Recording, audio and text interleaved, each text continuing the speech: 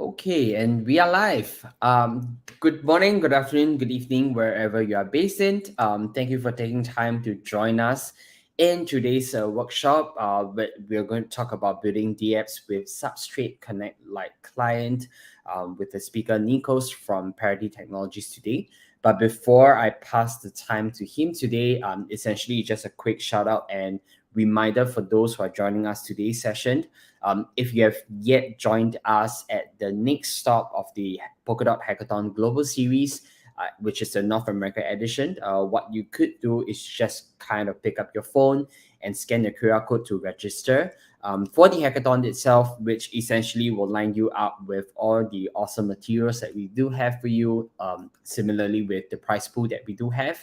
But Sophia will probably drop in the registration link as well as we move along, which will be something that you can click on. Thank you, Sophie, as well. So just a quick cover up of what the hackathon will be. Essentially, we do have 5 main categories which you can select for participation to submit your projects for. I'm not going to run too much into the details, but essentially 5 categories would be interfaces and experiences, DAO and governance, Web3 and tooling, DeFi, and last but not least, NFTs, which are the 5 main buckets which you can select for your project submission for the hackathon itself.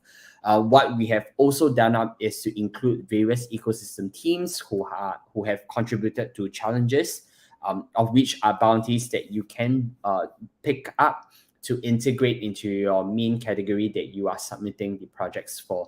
Essentially, the idea here is to leverage on each of your individual expertise and knowledge in different areas when it comes to building a blockchain, where you can utilize one or more ecosystem team challenges to be integrated to your main project, just to make sure that it covers the innovation piece of what you're trying to submit for it. So we do have lots of ecosystem teams. As a matter of fact, we do have 17 of them so far. And one that I would like to call out for is really the one that is branded together with Subquery, Moonbeam, Akala, and Hydra DX, where they have came together to provide a bounty for you to work on in terms of your challenge as well. As of today, right now, we have a total prize pool of 613,000 USD. Partial of the prize pool, which is funded by the Polkadot Treasury, goes to the category prizes, where overall winner will be walking away with 30,000 USD with Hackathon swag box and discount for Substrate Runtime Academy. And each of the category that you see earlier on there will be a first, second, and third place team winner, walking away with 20,000, 15,000, and 10,000 USD respectively. And last but not least, we're going to empower the wider audience, be it your friends, your colleagues, your family members, to actually put up a vote for you to actually crown the community choice, of which we will be awarding 3 teams, each team walking away with 5,000 USD as well. On top of that, the remaining amount of money that is contributed to the prize pool are actually prizes awarded for each ecosystem team's challenge if you have chosen one or more to be integrated into your project submissions as well. So essentially, do pick on what you think will be most useful to the idea that you have thought out of for your project submission. And this will be a great opportunity for you to leverage on what you know and what you are great at to contribute into the project submissions essentially as well. So last but not least, just kind of a call out for some of the remaining events schedule for the rest of about 3.5 weeks at the hackathon. Number 1 will be the virtual networking and team discussion, which will be happening in Gather Town.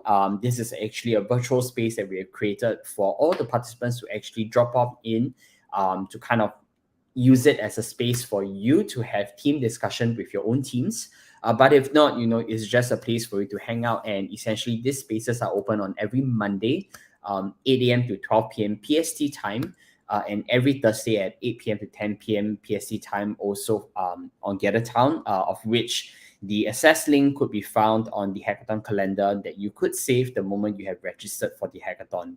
Apart from that, we do have quite a fair bit of ecosystem teams workshops for the rest of this week at various timings. So do check out the hackathon calendar or even the participants guide for you to know all the information that you need to know just so that you do not miss out, and to kind of book your time for a particular sessions that you are particularly interested in as well.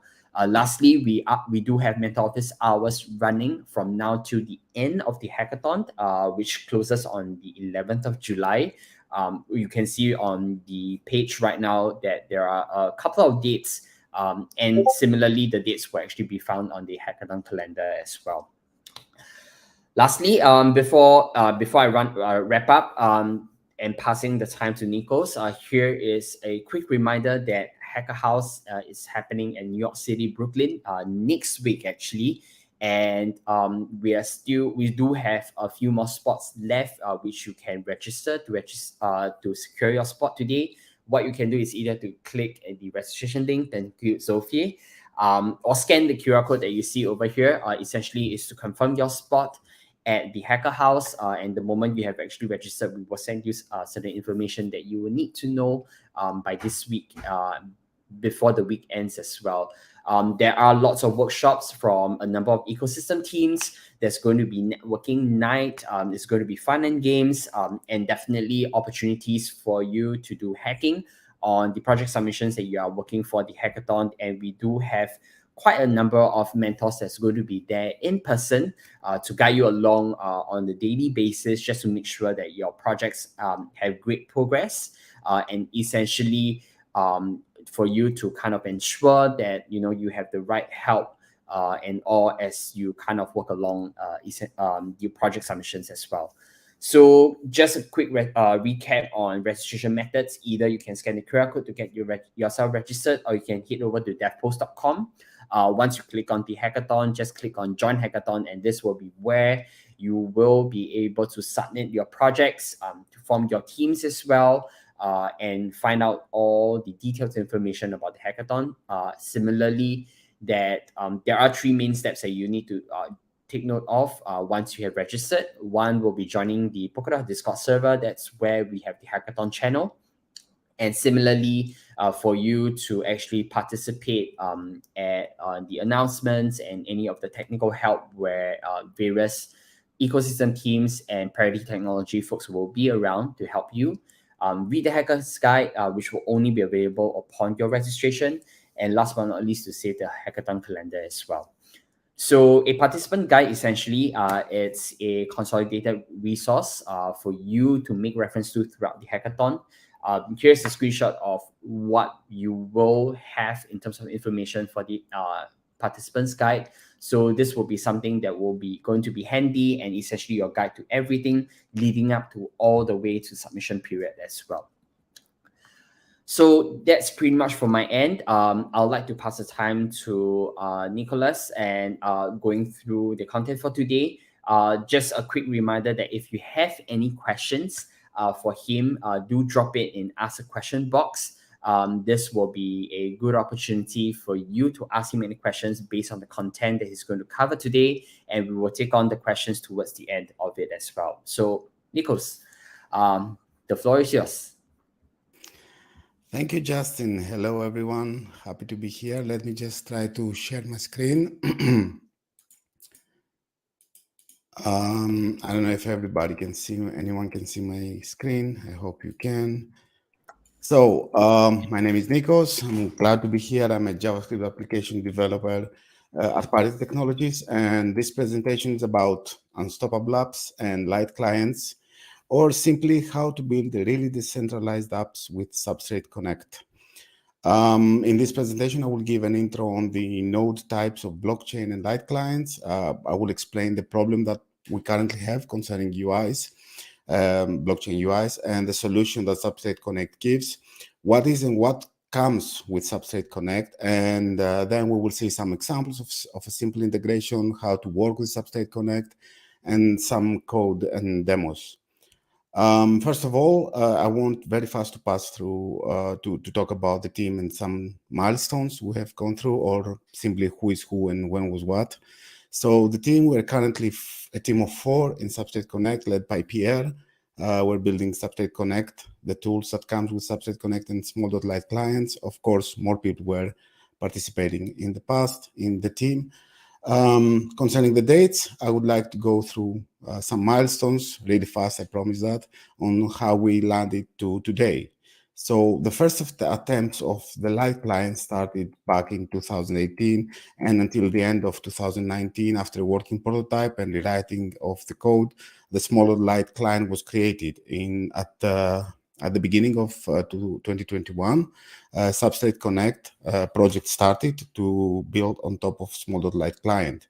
By April, we had our first MVP ready, and by July, we were integrated with Polkadot.js apps. So if you try to connect to Polkadot.js apps on the sidebar, you can see that there is a light client, as you can see on the screen, that you can actually use already the light client in the application. At September, we added the support for parachains, and by October and Sub-Zero event, we had Substrate Connect ready for production and shipping as an NPM package, and a little later in Chrome Store and Mozilla add-ons.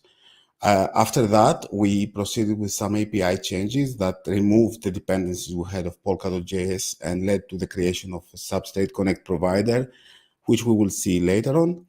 And as our next steps, we are all about fixing bugs and performance, redrawing the UI and adding new features.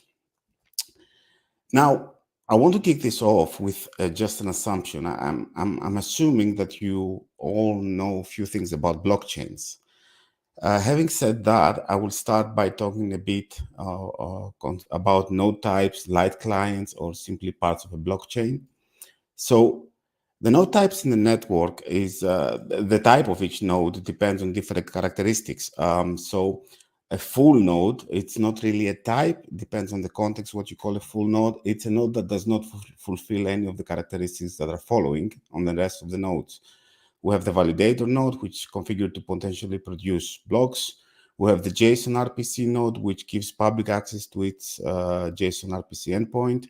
We have the boot node, whose address can be found in the chain specification of the node of the chain, and it's necessary to kick off the network. We have the archive node, which stores the entire state of the chain at each block since Genesis block 0, and useful to access all historical data of the chain. And we have the light client or light node that doesn't store the entire state of the chain, but requests it on demand. And this is the one we care about in this presentation. So what exactly is a light client, a light node? Okay, and it is a light client. And I cannot stretch that enough. I mean, this is a light implementation of a full node. It is a client that is lighter than a full node in terms of memory consumption, number of threads, and code size in order to be distributed in web pages. It is a node that doesn't store the entire state of the chain, but requests it on demand, and it connects to the network and interacts in a fully trustless way with it. So just for a comparison with a full node, when you are compiling a substrate node, apologies, you obtain what is called a full node, right? It fully verifies all the blocks. It holds all the chain storage in database, holds all past blocks in its database, and in the initial startup, it can take hours to synchronize and to be ready.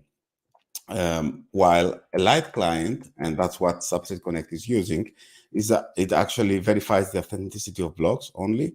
It has no database whatsoever, and it initializes in a few seconds, and we're going to see that. So let me go on and talk about the problem, or simply what's wrong with the UIs nowadays. So the problem is that the blockchain UIs are still centralized. As per the assumption I mentioned before, you all know what a blockchain is and how the network works. So just as a recap, a blockchain forms a peer-to-peer network with lots of nodes that communicate with each other. So the dApps we are mentioning all the time, these decentralized dApps are in a way still centralized. And let me explain what I mean by that. It means that the average developer is dependent on a centralized gateway in order to communicate with the network. So when a UI app is trying to connect to the network, it has kind of two ways to avoid the title centralized. So the one way is to find a publicly accessible node to connect to a third-party owned publicly accessible node client, and This may sound good and it is convenient because you just get a URL, let's say, and you just connect transparently to that. It's convenient, but it's still centralized and insecure because you never know if this URL is malicious, has something is going on or anything. And the second way is a user control node, which means that the UI connects to a node client that the user has installed on their own machines. So as a developer, you run your own node, you connect to that, and that one is giving you access to the network. This is maybe secure because it's your node, it's trustless, connects with multiple nodes and verifies everything, but it's inconvenient because it needs an installation process and you must have the node up and running. So what is the solution that we came up that Substrate Connect is resolving actually? So the best way is to bundle that node that communicates with the network inside the UI itself, integrated inside of it. So this way, you're having a secure, trustless node that connects to multiple nodes, verifies everything, and you also have a convenient way that works transparently. So here comes Substrate Connect. This is exactly what we try to do here. So what exactly is Substrate Connect? It's a real Substrate client that runs in JavaScript. It's a JavaScript library destined for developers building front ends, similar to polkadotJS. And it's also an optional browser extension that end users can install for a huge boost in loading times, in synchronization times. Finally, it contains a light client and can be embedded in a web page, leading to browser-embedded light clients. So, in a sentence, Substrate Connect is a node bundled with UI that makes it secure and convenient to use. It provides the infrastructure to run a light client directly in the browser or in any other web-based environment, from in-browser applications to browser extensions, Electron applications, without any deeper additional configuration or, without any deeper additional programming efforts needed. So it comes as an NPM module that integrates a light client. So it supports what we call well-known chains bundled in that single package. These well-known chains are the Polkadot, Kusama, Rococo, and Westend. And if these are used, there is no further configuration needed.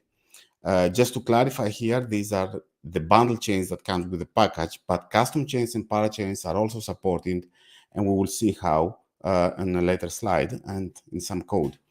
Besides the library, we also created, and that's the separation of dependencies I mentioned earlier. We also created, for easier and faster use, a Substrate Connect provider that exists inside Polkadot RPC providers. And it can be used as is as any other provider of Polkadot.js, such as the known WS provider. In addition, a browser extension already exists in Chrome Store and Firefox add-ons, which also integrates a light client and supports the same chains mentioned before or custom chains. It provides faster sync of chains starting as soon as the browser window opens and shares the resources by using one client, one light client for all connected chains across all browser tabs. I'm going to explain a little bit the flows before going into the code. So imagine you have a browser with multiple tabs that each one contains decentralized applications that need to connect to one or more networks. So when using individual tabs, the Substrate Connect node module first check for the installed extension. If the extension is not installed, which is our case right now, it will start a light client in each of the browser tabs, as we can see here, and then sync and communicate with one or more needed networks. Of course, that may create a little problem that we're going to see right now, what its problem may be. So in order to explain that, that's a memory problem because each tab opens its own connections. Let's see this example. Let's say we have 4 tabs in a browser, and each browser raises a light client, a Substrate Connect client that connects to different networks.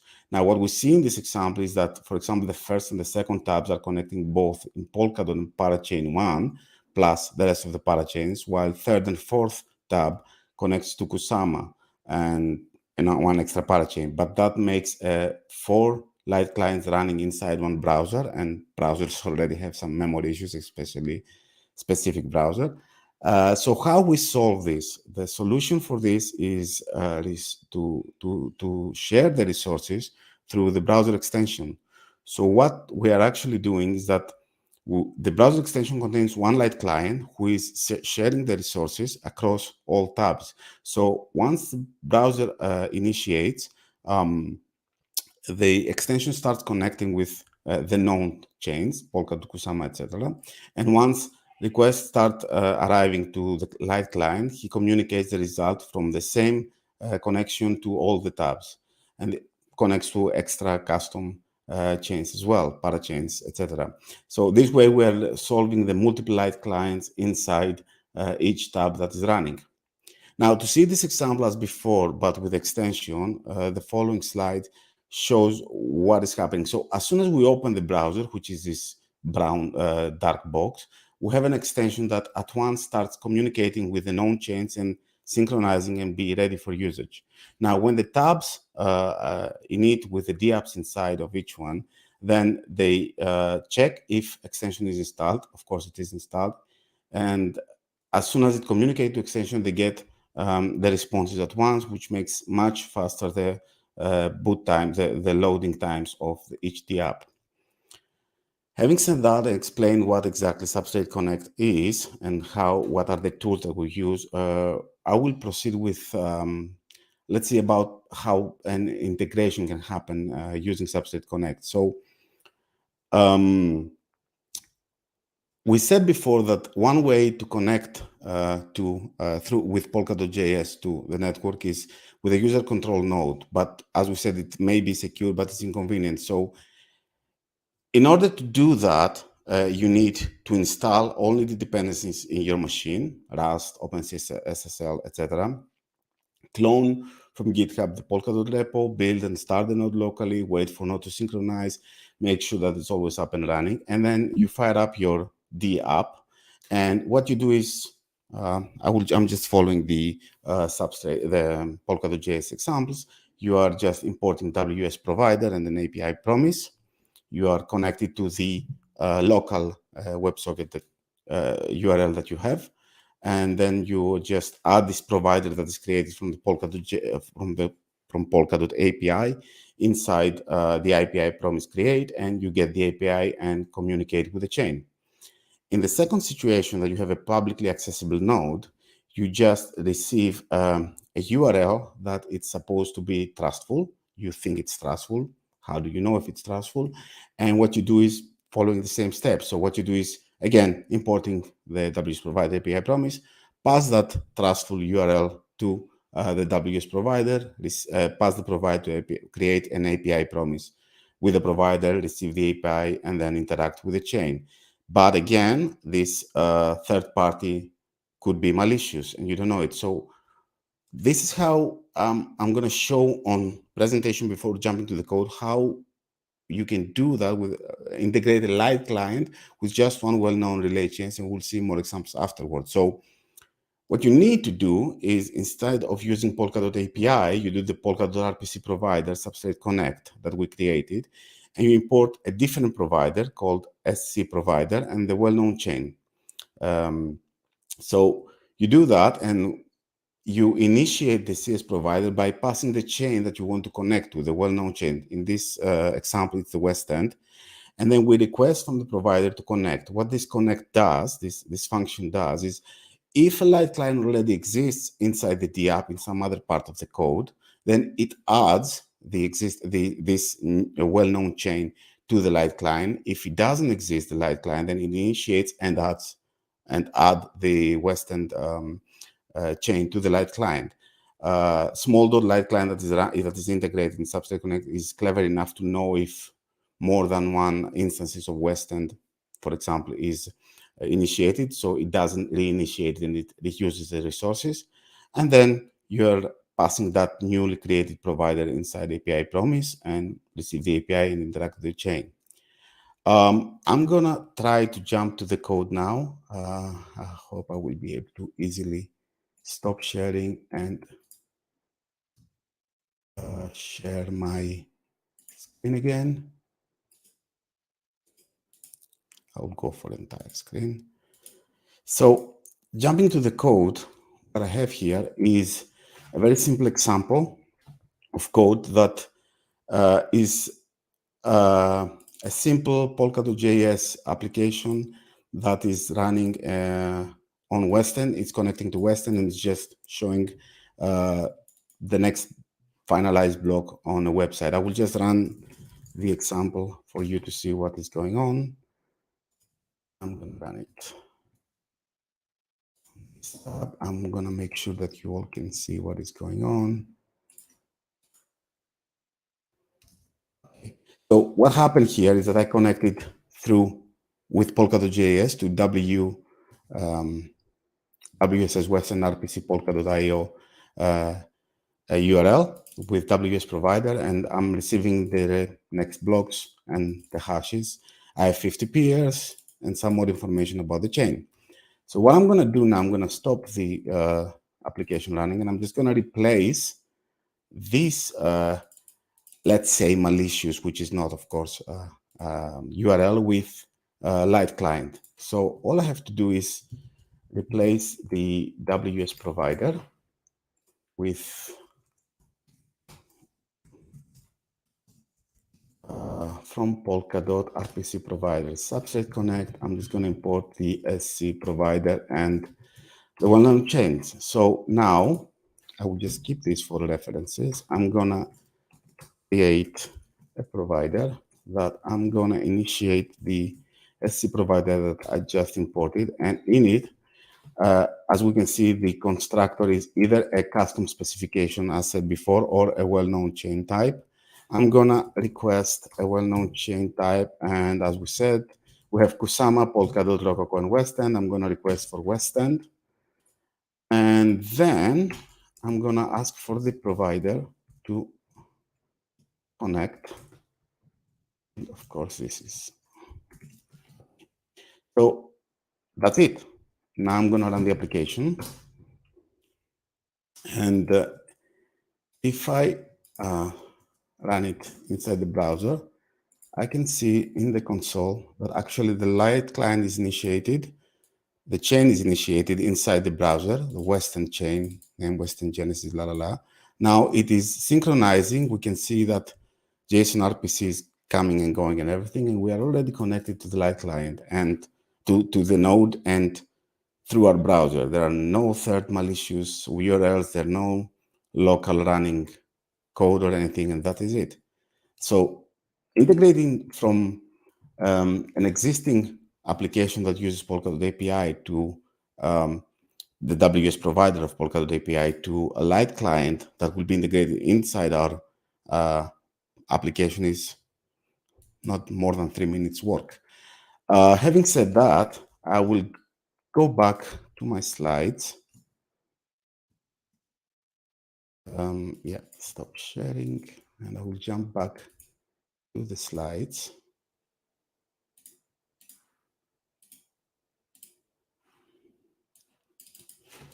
And try to move to the next one.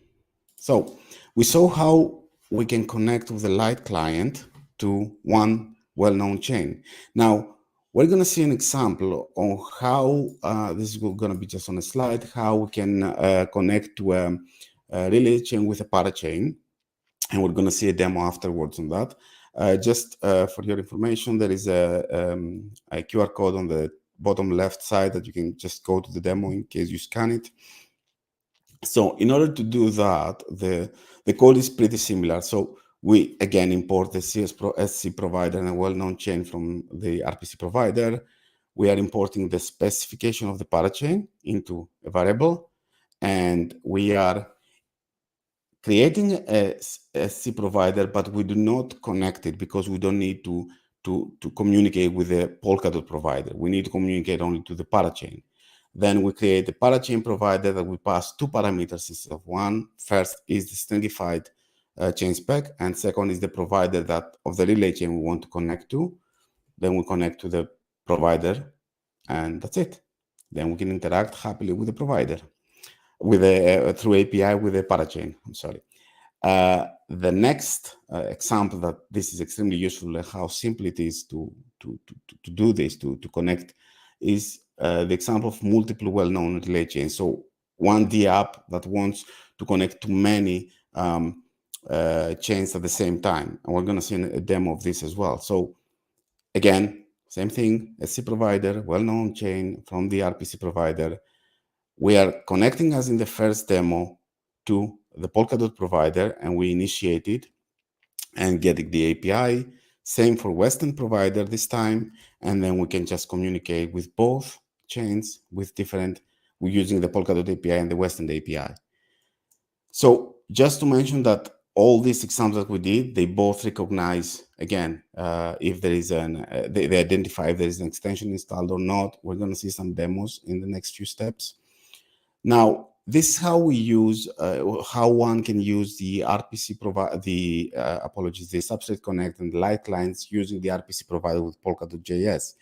In case someone wants to not to use Polkadot.js, but to use to create a library, so for library authors, they can always install, as we said, it's an npm package. They can install Substrate Connect and then extend the usage by so you can import the create C client and the well-known chain.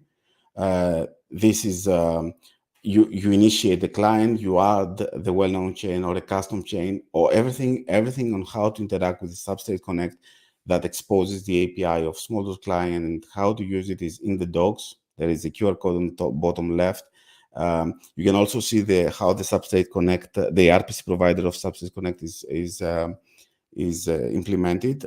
So in the repo, in the GitHub repo of RPC provider Substrate Connect, and you can see how we actually did the whole Substrate Connect implementation as an RPC provider. We're gonna have a look on some demos now. So I'm gonna again stop sharing and share my whole screen. So my entire screen. All right. So I'm gonna show off a little bit of some demos with the extension so we can understand the value of it.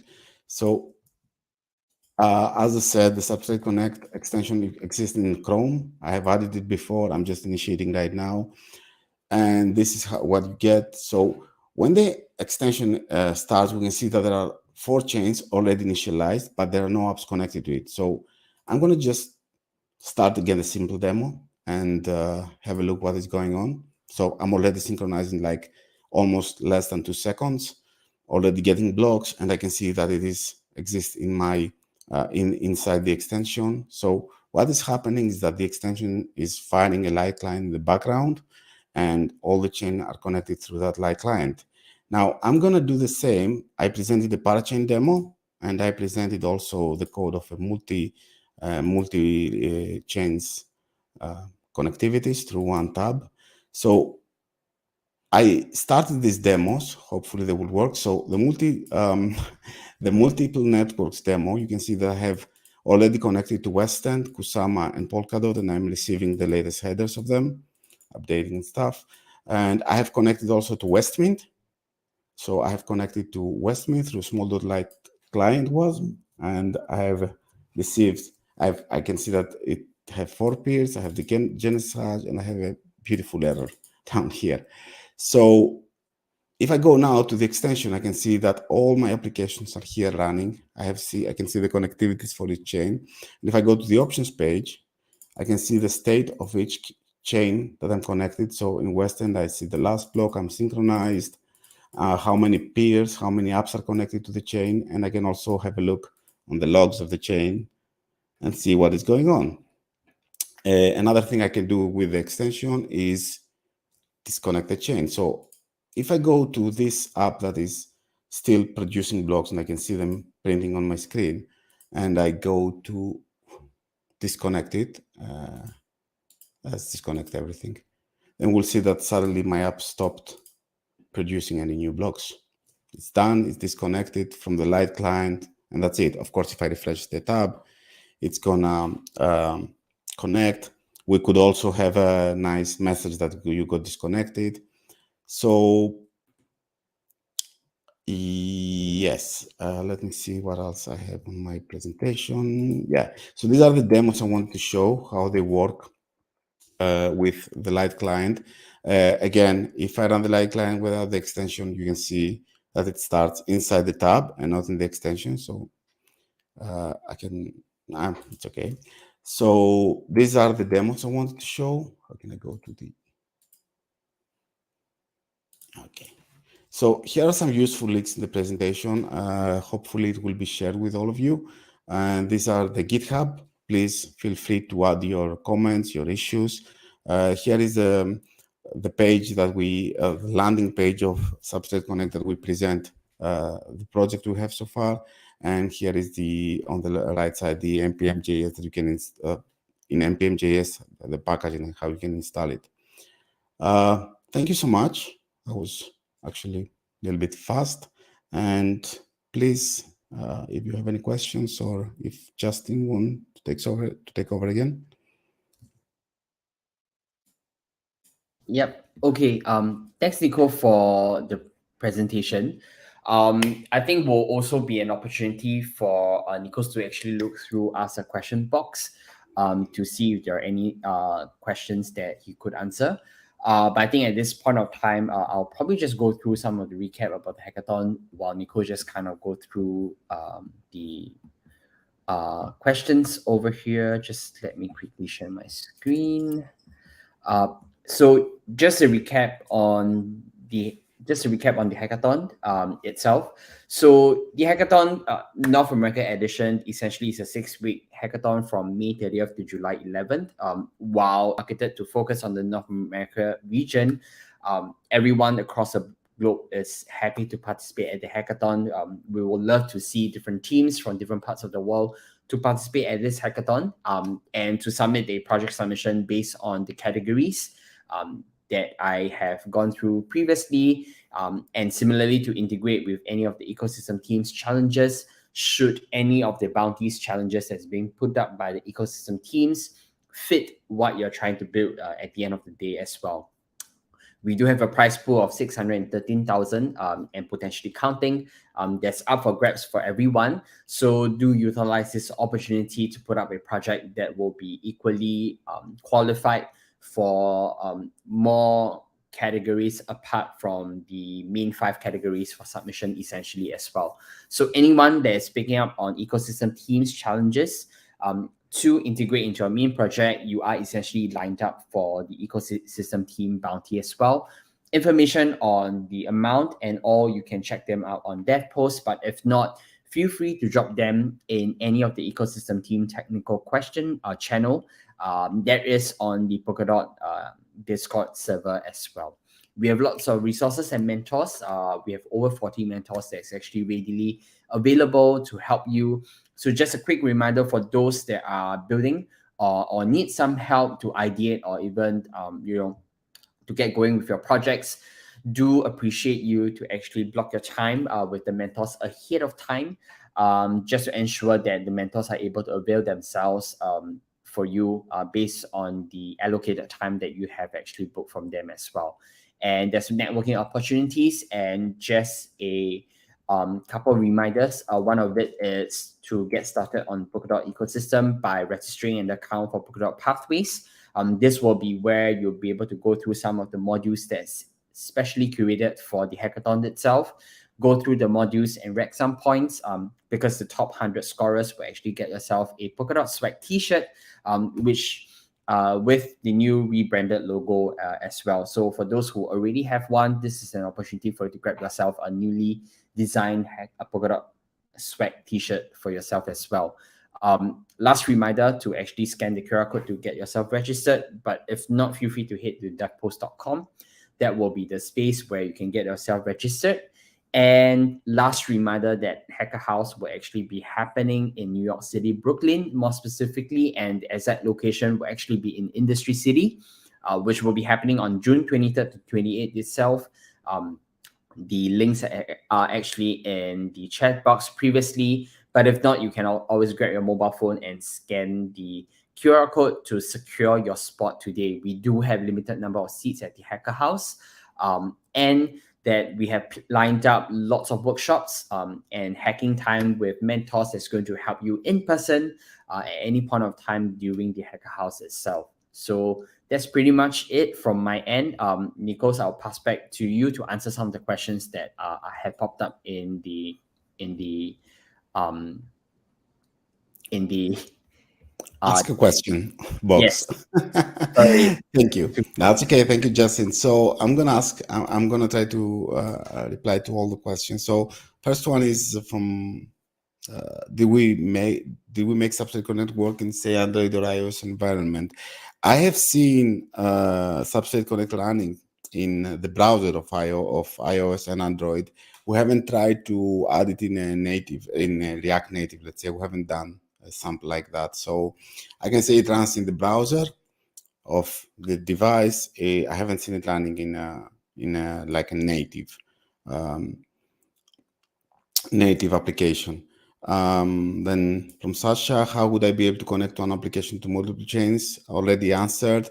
It's very simple. Actually, it's instead of writing 2 lines of code, you have to write 2 lines per chain that you want to connect, and it's really easy. It's in the demos, it's in the repos, and I can help you if you want. If you need some extra help on that, you can add an issue in the repo. Next question from Mauricio. So can a light client do some off-chain tasks? As in, there is a feature in Substrate that you can run your node as light client. So up to now, you can enable light clients to take data and fetch. I think you mean fetch data and send an extension to the network. Yes and yes. So what you can do with light client when you integrate in your app is exactly the same thing you can do with the Polkadot.js API. So the light client is just giving you a mean of communication with the network. So all you have to do is the same APIs that you call using Polkadot.js. If you're using, of course, RPC, the RPC provider, okay, and you get the API from Polkadot.js, all requests that you can do in Polkadot.js, you can do with light client. And we have actually we have an application that I did not present because it's on React. I wanted to go with pure JavaScript/TypeScript. So we have a burner wallet, which you actually send transaction, send and receive tokens in Westend, and it works normally. Next question is, are there any limitations which is building my app that connects to light clients, and fallback mechanism if the light client fails? What could go wrong? That's actually a very good question. And we have some issues that if small chain crashes, but we're planning on adding a feature that if, for example, when the chain crashes, it will initiate a process of reporting the error. It can be actually sent to GitHub as an issue. We want to do that. And you will be able to, and the Substrate Connect will reinitiate small. If it fails more than 2 or 3 times, then it will be like a message that you cannot use for now. You have to refresh or you have to report the issue. There are plenty of things that can go wrong. We're still fixing bugs on that. Next question from M. Howard. I must have missed it. But what is the problem you mentioned regarding why it's better to use your extension versus Polkadot.js? Well, it's not the extension. It's not a fight between extension. It's actually that using Polkadot.js, you connect to a node. You connect to a node that somebody else is running, or you're running your own node and you're connecting on it. So what is the benefit is that you are actually you're running a light node inside the browser without even realizing, like it's just runs. You just initiate it runs, and without worrying, you connect to the rest of the network and you communicate without having to connect to some third-party node that you don't know who owns it and what's running on it. So it's not a matter of which extension is better. And actually, this helps with the next question of Sveta. What exactly are the benefits of using extension? How quick is the performance of a client of a client in a tab? So the benefits of the extension, and this is why it's better to use the extension of the in-tab client, is that while you fire up your browser, the extension already fires up and starts to communicate with the chains, synchronized. So when the dApp finally opens inside the tab, you are good to go. It's synchronized. The chains that are running, the well-known chains that are running inside the extensions, are ready to run, are ready to provide data into the dApp. While if you initiate the client in the tab when the dApp initiates, then the light client, even though if it's fast, it takes few seconds to synchronize with the chains. Another feature that we have inside the extension, and it's much better to use in favor of the client in tab, is that extension, while it runs, it saves in the local storage of the browser as the latest state of the chain. So when it fires up again, it doesn't start synchronizes from the state that it has from the chain specs, but it synchronizes from the latest state that contains inside the local storage, which makes the synchronization of the extension much faster. So if you install the extension, it takes the first time, let's say 15 seconds to synchronize. The second time it will be like couple of seconds, and the more often you use it, the more or faster will be the synchronization. While if it's in tab, every time it will start from the state that the chain spec have, which means 10 seconds to synchronize. The next questioning is, what scenario I should choose Substrate Connect over Polkadot extension, vice versa? Again, this is not a fight between extensions. The difference is that Substrate Connect gives you a very easy and fast access to the network. You have to build all the communication in your dApp. You have to build, like, you have to make the sign in with your account, retrieve the account's information, while the Polkadot extension is having this integrated, and you connect to the accounts, while with Substrate Connect, you connect to the network. It's two different, you can use both of them at the same time. Could you please share links to the demos you've shown? Yes, I can. Of course I can, and I will do it as fast as I can. I don't know if Sveta talks about the demos or the code. I'm gonna try to share both in the chat. I don't know if there is any other questions.